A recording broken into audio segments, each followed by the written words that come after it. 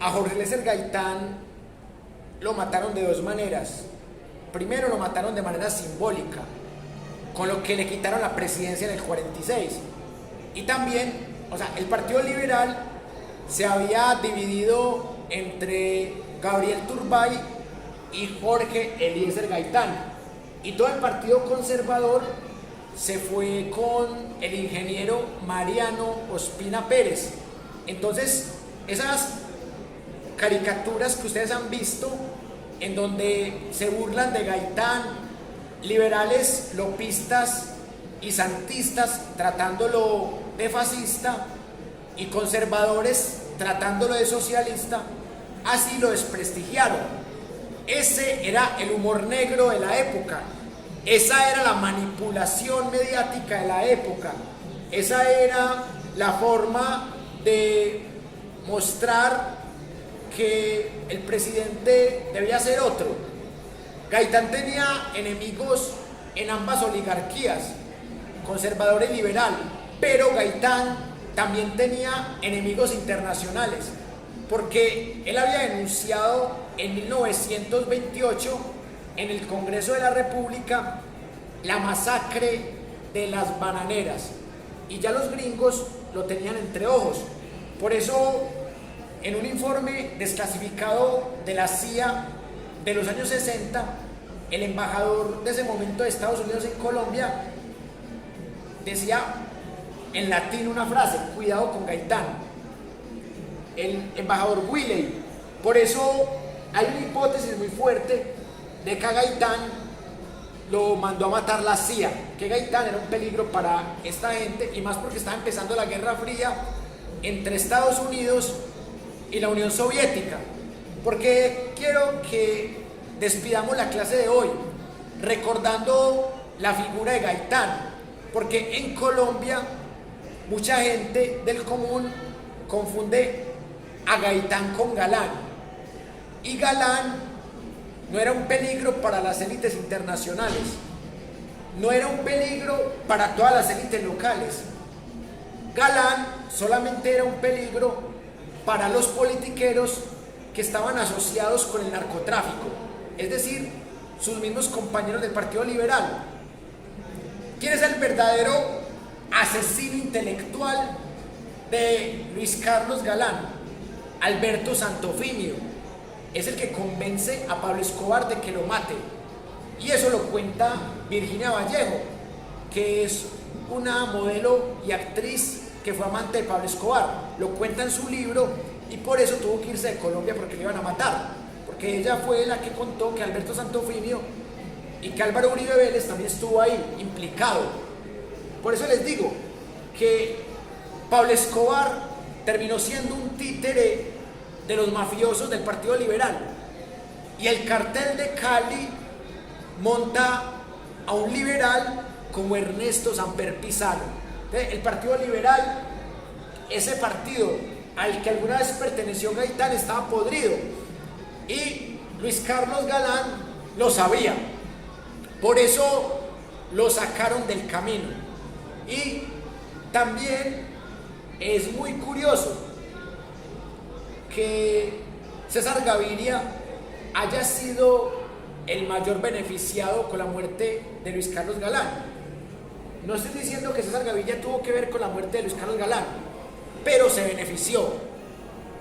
Entonces, a Gaitán lo mató el Partido Conservador y el Partido Liberal no gaitanista con caricaturas, pero los principales sospechosos de ser autores intelectuales de la muerte de Gaitán es la CIA.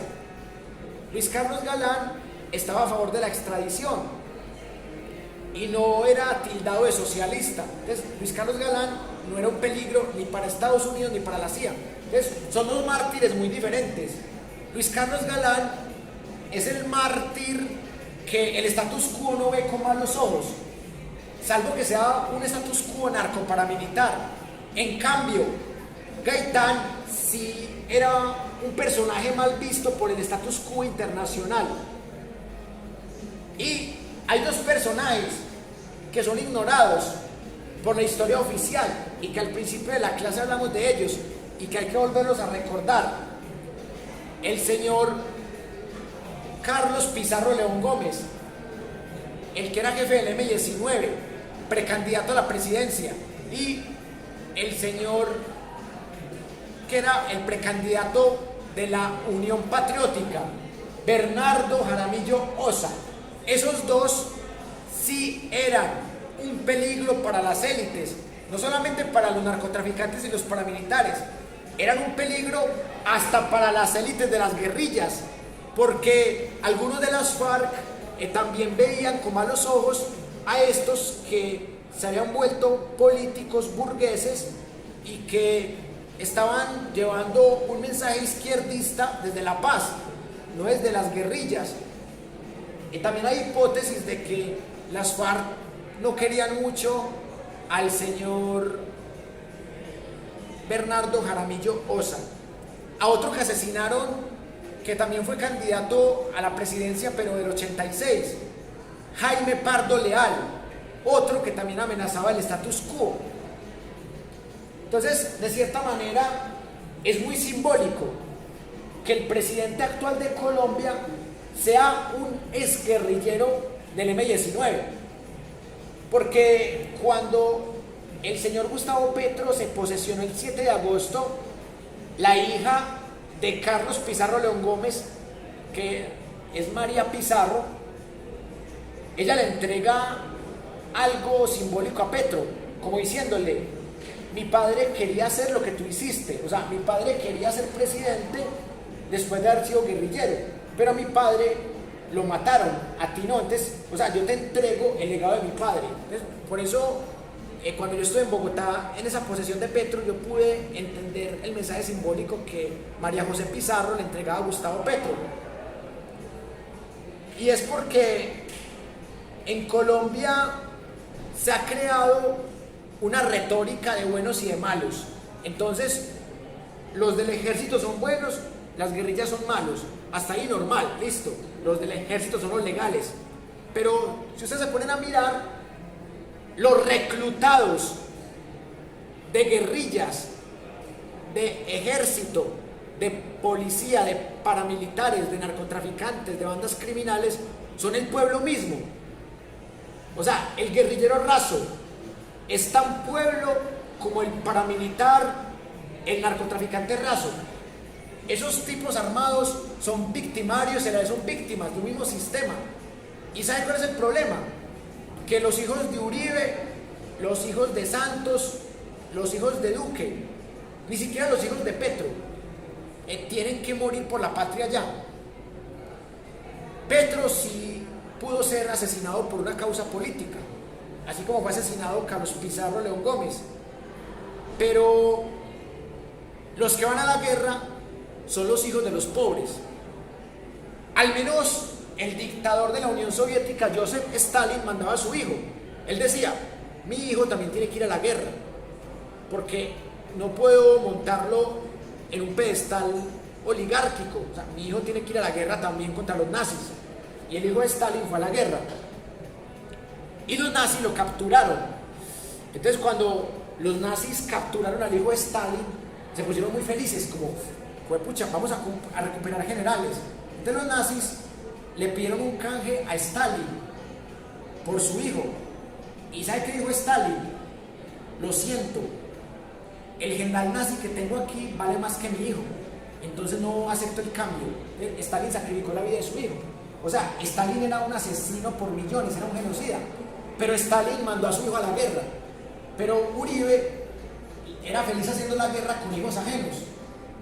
Y lo peor de Uribe y de Santos, que en esos 8 años asesinaron a 6.402 inocentes, que nada tenían que ver ni con guerrillas, ni con paramilitares, ni con nada. Era gente pobre, ciudadanos de a pie que estaban aguantando hambre y que con la falsa promesa de un empleo los llevaron para un monte, los mataron, les pusieron las botas al revés, uniformes que no coincidían con los tiros en el cuerpo.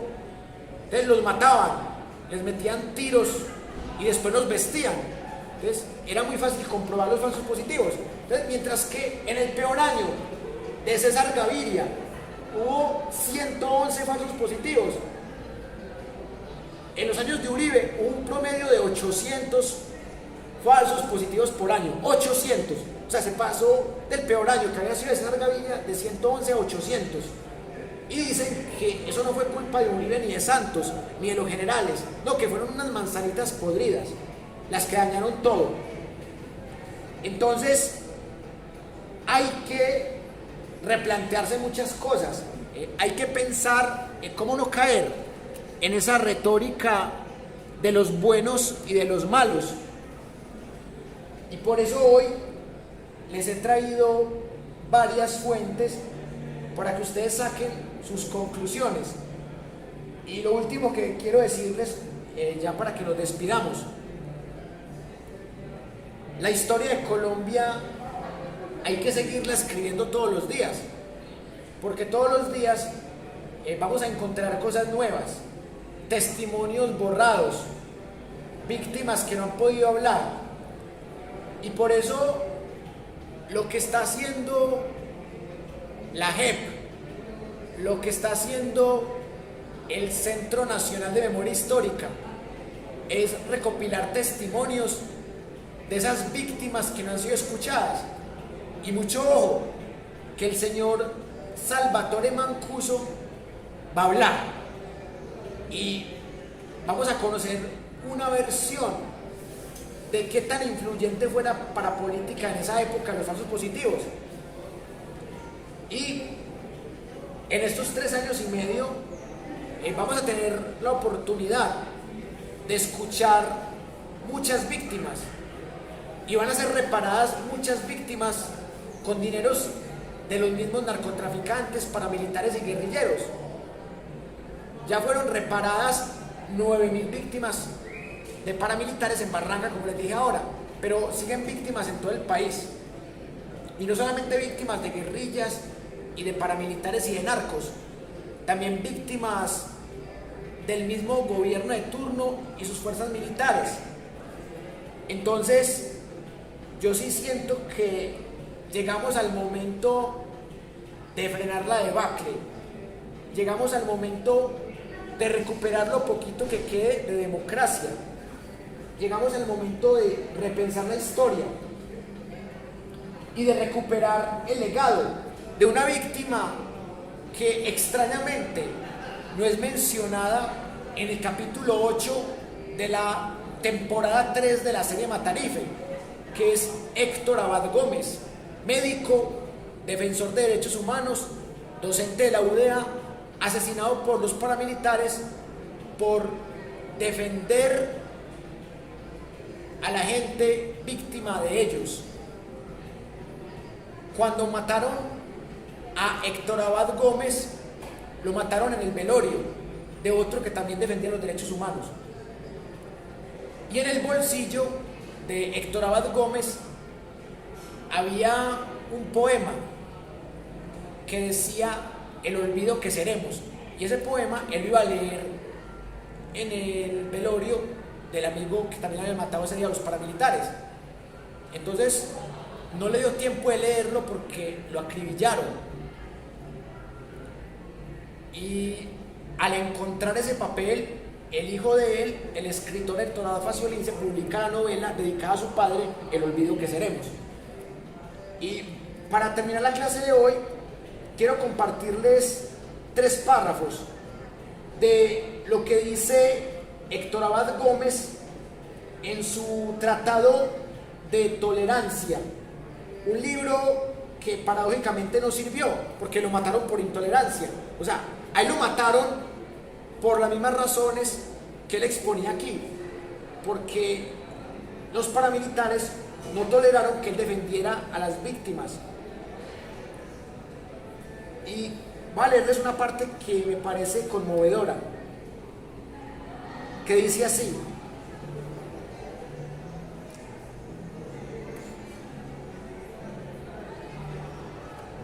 en mi contacto con hombres y mujeres de todas las razas, de todas las religiones, de todas las creencias y de todos los partidos políticos, he encontrado siempre en la mayoría de ellos un convencimiento profundo de que lo que creen o lo que profesan es lo mejor para ellos y para todos los demás, y que si defienden apasionadamente a su nación, a su partido o a su religión, es porque están convencidos de la bondad de estos y porque creen honradamente que la aplicación de sus ideas traerá más bienestar y mejorará las condiciones de todos los seres humanos.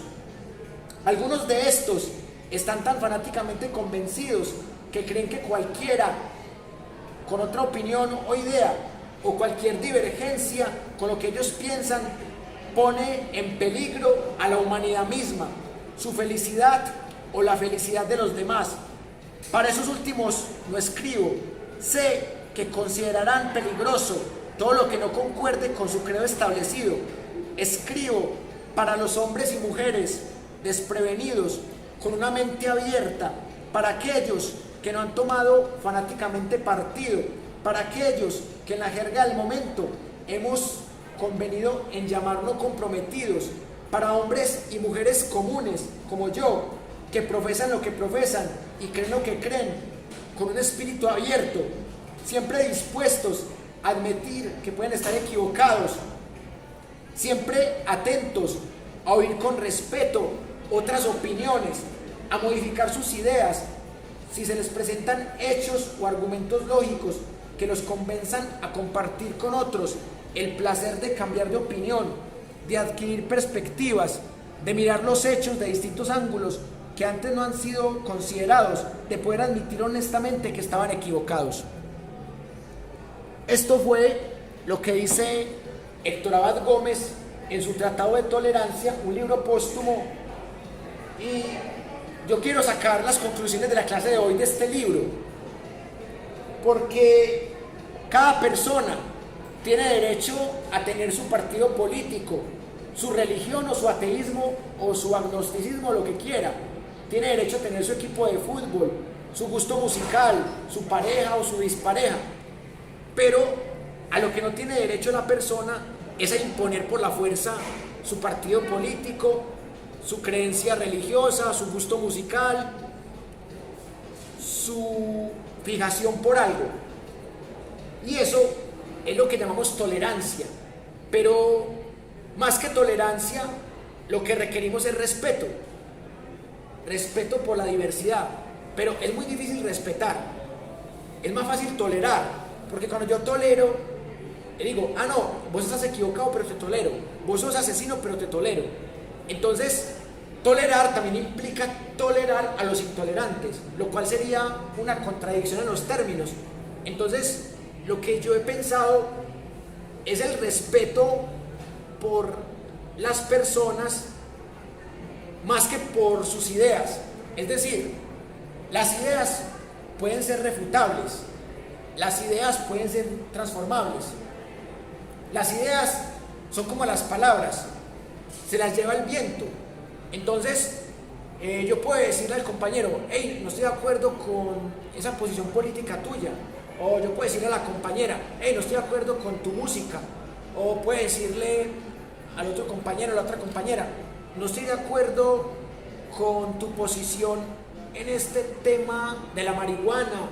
O no estoy de acuerdo con este tema de la belleza. Pero no me da derecho a obligar a esa persona a que esté de acuerdo conmigo, ni esa persona tampoco está obligada a estar de acuerdo conmigo. ¿Y cuál es el problema que yo veo en el fanatismo? Sin importar de la índole que sea, que en el fanatismo yo creo que si la otra persona no está de acuerdo conmigo, yo tengo el derecho a pegarle, a insultarle y a matarle. Y ahí es donde nacen las guerras, los genocidios, las dictaduras.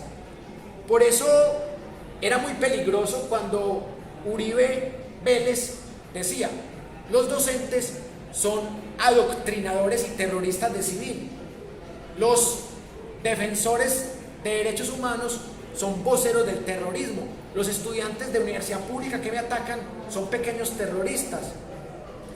Porque Uribe nos estaba matando simbólicamente. no solamente mataba con falsos positivos, nos estaban matando simbólicamente, así como mataron en el 45-46 simbólicamente a Gaitán, que ustedes lo vieron, así nos estaba matando Uribe.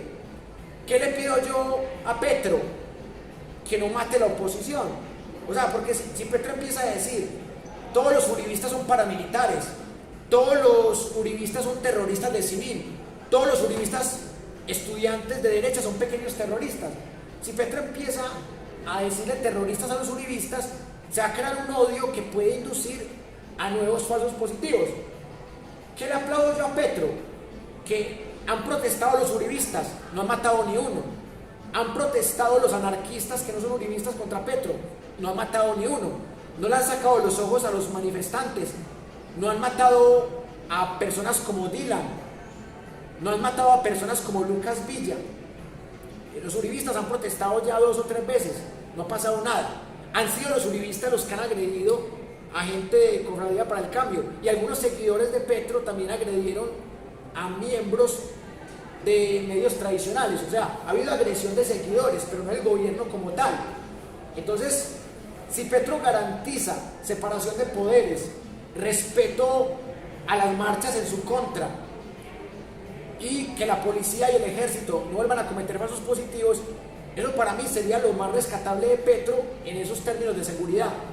Y en términos de educación, yo le pido a Petro que adelante la reforma educativa, que siga con la reforma agraria y que logre sacar adelante la reforma a la salud, la reforma laboral y la reforma a las pensiones.